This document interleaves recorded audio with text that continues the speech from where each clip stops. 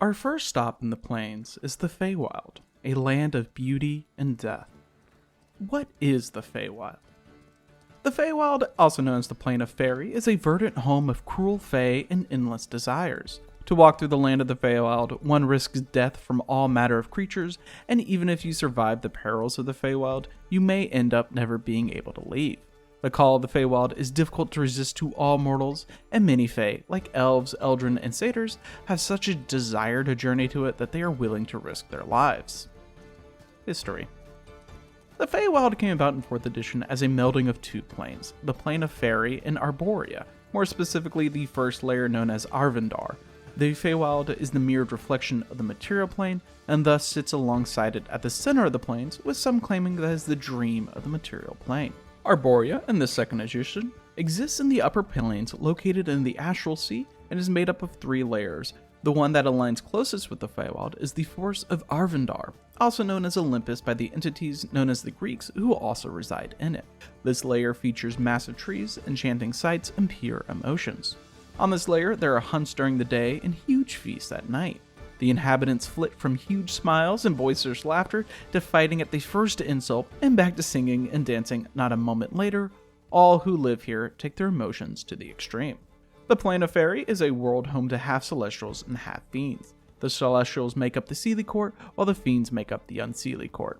Both courts are interested in abducting mortals from the material plane, though the Seelie Court is interested in amusement, while the Unseelie Court is interested in slaves and meals. By combining these two into the Feywild, we are given a plane that is teeming with life and death. The Feywild exists as a vibrant, but extremely deadly reflection of the material world, and defies all attempts to properly cull its enthusiasm. Where one might see the ruins of past ages in the material plane, the Feywild reflects that as some great Fey Lord's castle with crystalline windows and crystal walls instead of stone. All attempts to properly map the Feywild end in failure. As it is inconsistent in its appearance, it is said that there are many worlds in the material plane, but only one Feywild, reflecting them all at once. This causes the occupants of the Feywild to treat distance and time with little thought and to mimic the Feywild's seemingly erratic behavior. An outsider's perspective. Visiting the Feywild can be an exciting journey for any adventurer, though it isn't without its dangers. Stepping into a planar portal, you may not know where exactly you might end up, and while the inhabitants of the Feywild may appear to be helpful, it may end in your death or even enslavement.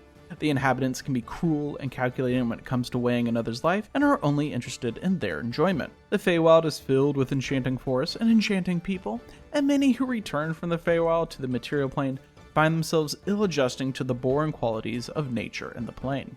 The Feywild instills a longing for adventure and new experiences, the desire to experience the fantastic and truly strange. The land is filled with powerful Fey Lords who use mortals to entertain them, either by gifting strange magics or by sending them out on quests. When they make these deals, it can be dangerous for outsiders who may not realize that the plane itself will enforce the deal. If you make a deal for power or favor, you better hold up your end or find yourself in a far worse position. Vowing to sing of the beauty of a nymph for a fortnight and failing that, you may find your voice stolen and that you can never speak again. Journeying through the land, it isn't all dangerous for an outsider. Rather, it is a beautiful experience where you can see pixies dance in the night sky, an emerald ocean of grass, or witness true beauty in the court of some Fey Lord. The Feywild is a land like no other and leaves an impression on anyone, typically that of yearning to return. A native's perspective. Living in the Feywild, you can feel the Feywild coursing through your blood. Not only does the wild magic exist in you, but your desire to experience new things and to be unbound and to live life to the fullest. The inhabitants are used to the exotic smells of their flowers and find it humorous when outsiders may become entranced by that scent. This raw nature and almost storybook-like wonder of this plane give the occupants all the time to work on their greatest desires, and many may even take this for granted. The Fey have an intrinsic understanding of the world, and this informs how they behave with all creatures. They understand that the Feywild is dangerous, and so they must be cold and calculating like the huge wild beasts that roam the beloved forests. Fey Crossings. Traveling into Feywild is the easiest of all planes to travel to. Many towns and villages have rumors and traditions about enchanted forests, how young men would brave the woods only to return 20 years later, but not looking a day older.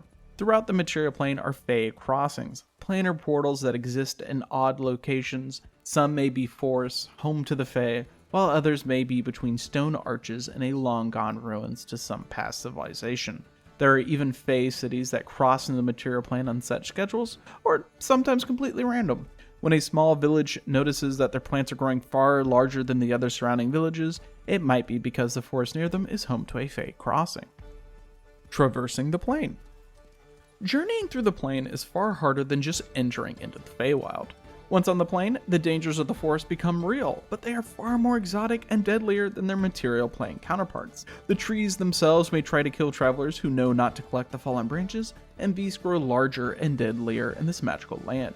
As if the very plane was trying to kill you, locations can be difficult to get to. Their distance from each other is more of a suggestion, and most inhabitants will shrug their shoulders when asked why it takes longer to travel in one direction as opposed to another. It's just the way that the Feywild is. Promises and boundaries. While the Fey are focused on the individual self and freedom, they still hold boundaries and promises. Fey that make pacts and bargains become magically bound to their promises, and breaking an oath places them under the power of another creature.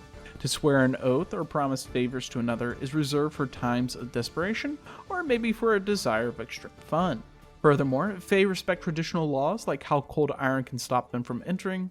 These boundaries act as walls and are as binding as shackles. When a Fey makes a promise, they must deliver or face the wrath of those they have wronged. Likewise, visitors are placed under the same expectations when it comes to making pacts, even if the visitor has no idea of the consequences. Location. Throughout the Feywild are centers of civilization and at least safety from the dangers of the wild. And the cities are more than just the Fey, but otherworldly travelers and visitors from the material plane. Eladrin cities. The City of Starlight is a strange city of the Eladrin known as Astrazalian. During the spring and summer months, it occupies an island in the material plane where mortals flock to its shores. The city is the jewel of the Eladrin cities and is a center for trade, diversity, and power. During the months on the material plane, trade is conducted, festivals and feasts are held, and great tournaments fill the days. But not all is happiness in Astrazalian, for when the fall and winter months take this city, it leaves the material world and returns to the Feywild. Here it is besieged by Fomorian lords and hideous cyclops who hope to kill the inhabitants and take over the city as a means of a staging area for the conquest of the material plane. During this time, the resources of Astrazalian are lean, and many of the inhabitants are well used to fighting on battlefields where they kill giants and doing everything that they can to survive. The City of Starlight is the last city on the borders of the Feydark, and many other cities near it have all fallen to the evil influence. While this is truly a dangerous city to travel to during its time in the Feywild, it is not without its rewards. The ruler, Lady Chandria, is a distant niece of Queen Tiadra, and offers vast rewards and powerful items to any that can help her destroy the Fomorian menace that assaults their walls. Mithrendain is a large forest city home to towering trees and glows in the orange, red, and yellow leaves of this eternal autumn city. The time almost seems to move much slower in the autumn city, and as such, the citizens place no importance on timeliness or working too quickly. It is a great insult to ask for something to be done quickly. As such, many humans are seen as impatient for their short lives keep them active. It is said that once Mithrendain ran so fast that it caused a hole in the Feywild, and from that hole came the Fomorians, drow, and other dark creatures. This hole was only stopped when 7 Fey wizards placed 7 seals over the hole, and then built a massive fortress, known as the Golden Citadel Arcanum, over those souls. The wizards then banished time from the city so that the seals may ever stay new, and that the dark creatures can never enter. Because of this, timekeeping devices are treated as ill omens, and at every grand festival, an hourglass is destroyed so that sands may fade into the winds. Senaliesse is the personal realm of the Summer Queen and is the personification of summer. Here, the inhabitants experience everything as if it is for the first time, and merriment can be had all around. Play and sport are how the inhabitants pass the time, and when outsiders not play along, they become the target of tricks and pranks. Here, the Court of Stars holds their meetings and listens to those who would plead from them for relief of their problems. Many petitioners from all over the plains bring lavish gifts and offerings, all in the hope of grabbing the Summer Queen's eyes. Senaliesse is a city cradled in the massive forest between the silver limbs of the massive forest that holds them high above the Feywild. It is said that the Green Lord, Oran, handcrafted the city for the Summer Queen. waved into the limbs is a massive city where summer never ends, coated in heavy ivy and braved in the light of the stars above. The Feydark. Beneath the magical forest of the Feywild lives the dark and twisting caverns of the Feydark, a reflection of the material plane's Underdark. This land is in sharp contrast to the beautiful world above it, and is home to Fomorian lords, Cyclops, Drow, and other horrors who only wish to destroy the surface dwellers. Fomorian cities. The Fomorians have cities all over the Feydark and are constantly at war with each other. Fomorians will never bow to another, and many are considered quite mad by the surface dwellers of the Feywild, which is good as it stops them from working together. Many of the Fomorian lords suffer from extreme paranoia and will kill those who they suspect to be spies or who they suspect might become a spy in the future. The three biggest cities of the Fomorians are Harrowheim, Nachtur, and Vorthomel. These cities are home to not just their Fomorian lord, but slaves, spies, assassins, and the massive armies each lord is accruing to destroy the surface dwellers. The mightiest and most formidable Fomorian stronghold, Nachtur, is ruled by King Thrumbulg, known as the First Lord. This powerful citadel was found in the Feydark and mysteriously was left alone for centuries. Many Fomorians tried to take control of the city, but strange creatures walked its halls and drove off all invasions until Thrumbulg was able to clear the citadel. Inside the citadel are hundreds of portals to the material plane, though they are impossible to keep track of. Many fade in and out of existence every few hours, days, or even weeks. Adventurers who wander the ruins on the material plane may find themselves inside of Nachtur with no recollection of how they ventured here. There are even rumors that some of these portals lead not to the material plane, but to the farm realm, and some worry that King Thrumbulg may have made deals with the entities found there. King Thrumbulg is constantly looking for arcanists, for if he can understand how the portals behave, he can control the portals and bring an invasion to the material plane. To that end, Nachtur is home to a large population of slaves who are used as test subjects in understanding these planar portals. Borderlands and the Wild. Past the civilized lands of the Eladrin lords are the wild expanses. Traveling to these locations is incredibly dangerous, and most travelers avoid it if they can. The Dread Isle. This isle exists somewhere above the Sea Lord's domain of coral reefs. The island is home to treacherous waves, jagged rocks, and mysterious creatures. It is constantly flitting from the Feywild to the other planes, and any who find themselves on this island may never leave. This island is constantly trying to kill any visitors, as it is home to the psychic Sioux monsters that reside in its treetops. The Sioux monsters watch over the island with a special focus on the Yuan-ti who also reside here. If you're ever shipwrecked on this island, you may find yourself having to fight to death with your friends, for survival is everything here. Brokenstone Vale. This land is home to lycanthropes who were able to win it from the Eladrin lords after a bloody and hard-fought war. Here, werebeasts are free to live, though if they ever leave their lands, they risk being hunted by the Maiden of the Moon, who wields a silver sword and is the doom of all therianthropes. As the moon is far brighter and stronger here, it creates an almost giddy-like excitement when it hangs in the sky, causing all werebeasts to be more bloodthirsty and savage. Throughout the Vale are ruins of castles and towers from past werebeast rulers that now lie in ruin.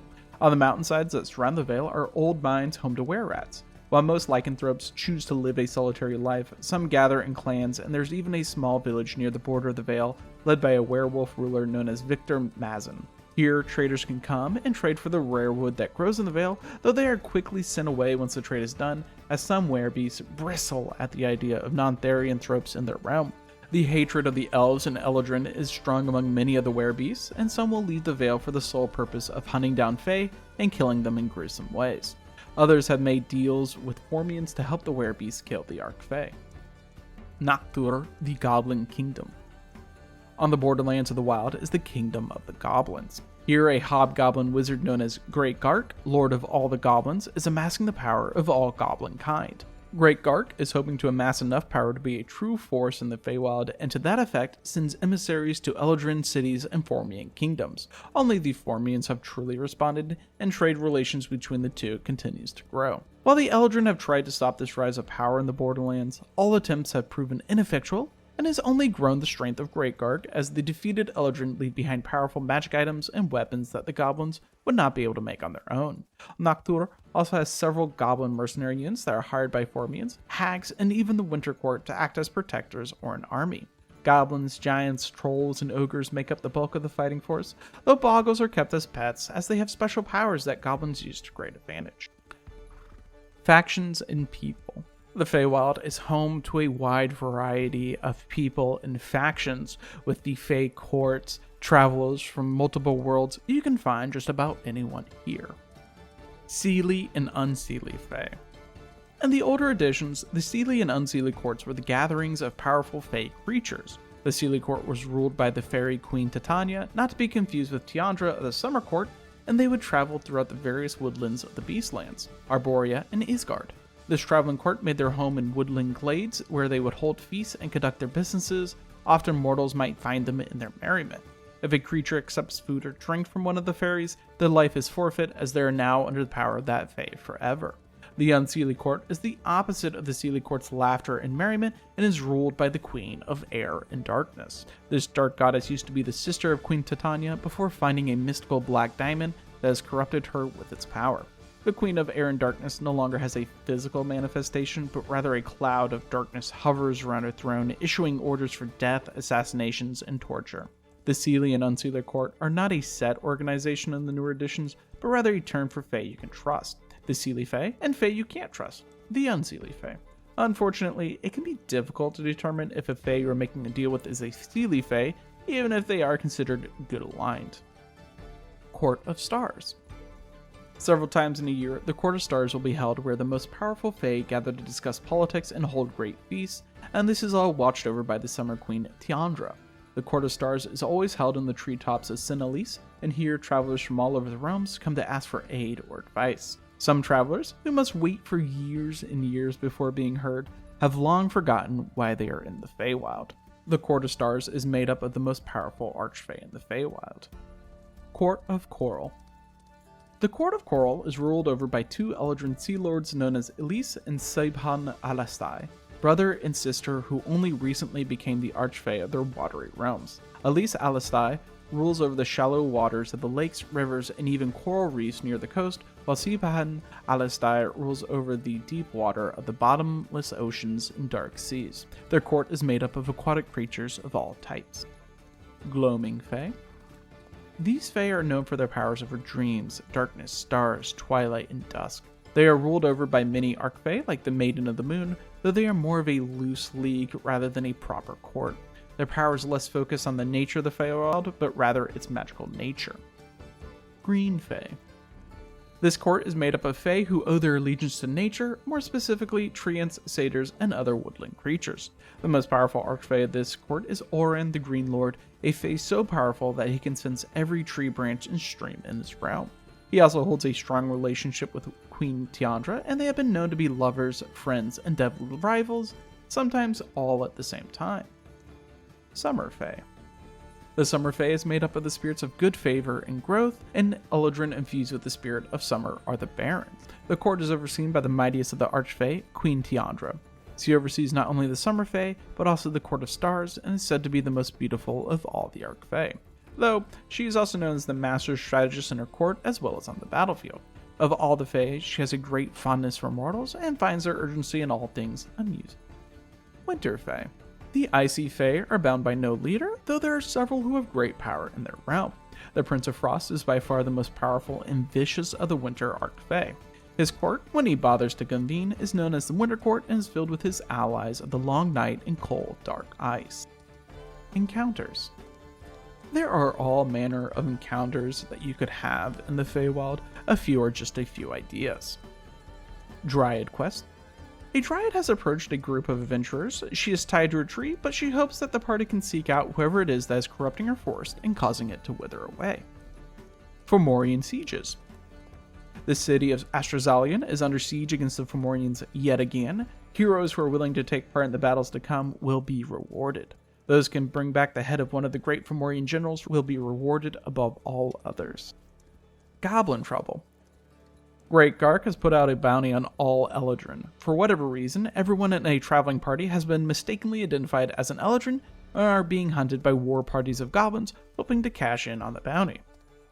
Sunk Ship. The party was recently on a ship that got tossed through a massive storm, and they awaken on the shores of a strange island. Horrifying monkey-like creatures are hunting them, and the only civilization on this island has a strange fascination with snakes. The party must band together to survive the Dread Isle, or be sacrificed to the Yuan-Ti gods or ripped apart by the Sioux monsters.